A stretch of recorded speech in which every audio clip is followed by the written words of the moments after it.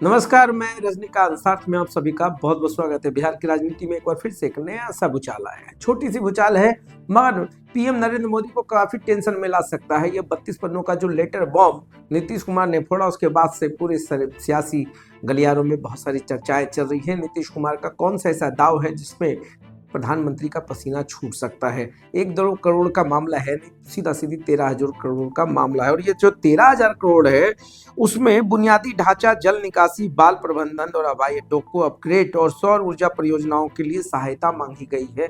यह सिर्फ सहायता मात्र नहीं है। विधानसभा चुनाव से ठीक पहले नीतीश कुमार ने ऐसा कुछ खेल खेला है कि अब प्रधानमंत्री नरेंद्र मोदी को सोचना पड़ेगा।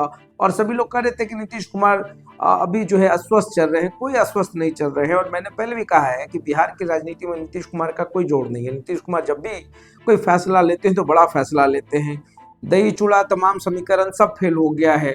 बावजूद इसके नीतीश कुमार को यह तो बाखूबी पता है कि अभी ही समय है, गर्म है, हथौड़ा चला दो, लोहा गर्म है, कुछ ना कुछ तो फायदा हो ही जाएगा। और 2 एयरपोर्ट की बात हो रही है, भागलपुर और राजगीर।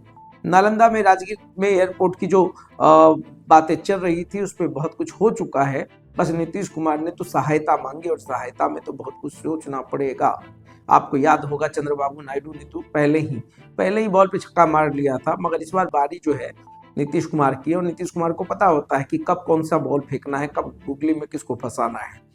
खैर, साथ साथ जो है खुद उप मुख्यमंत्री सम्राट चौधरी ने भी मान लिया है और कह भी रहे हैं कि सही में बिहार को ये आर्थिक पैकेज चाहिए। और सम्राट चौधरी ने क्या कहा है वो भी हम बताएंगे।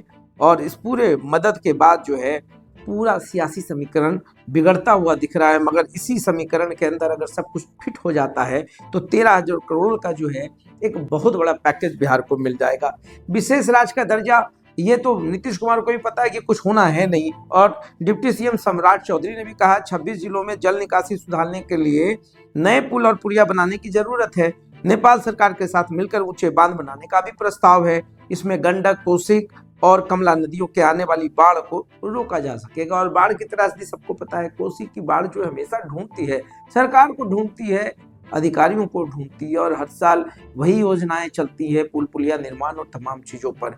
तो अब नीतीश कुमार ने जो बॉल फेंका है, अब दूसरे पाले में जरूर है मगर बॉल को पता है नीतीश कुमार को अगर रिटर्न होकर सही सलामत आ गया तो बिहार की बल्ले बल्ले है।